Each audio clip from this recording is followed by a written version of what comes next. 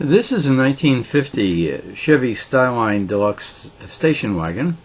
Happens to be a Woody, and it's gray in color. Of course, it would have the Blue Flame 6 if it is originally equipped, and it looks to be the case. It's at the MecumK auction in Kissimmee. Wide white walls, fender skirts, very well dressed up here.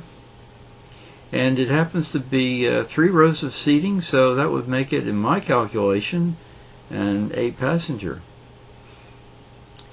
And looking inside, it looks very nice. It's simple, plain, but beautifully done. Notice the real wood there in the door panels. And the strakes up there in the roof. The car has manual transmission, and this is the first year, 1950, that Chevy offered power glide, so this one didn't have power glide. That's that third row, and notice how the second row is abbreviated there so you can walk back to the third row.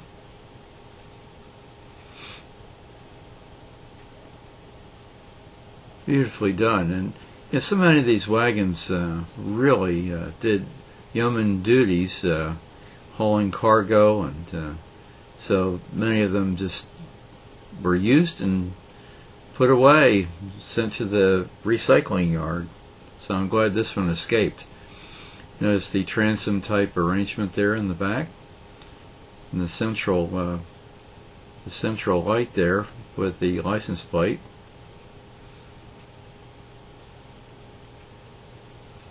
I'm sure it would swing down in case the bottom part of the back end was put down so that you could see the license. Let's check this side out.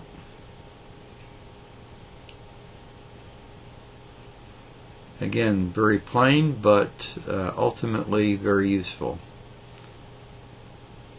Well, give that door a good shove there to close it.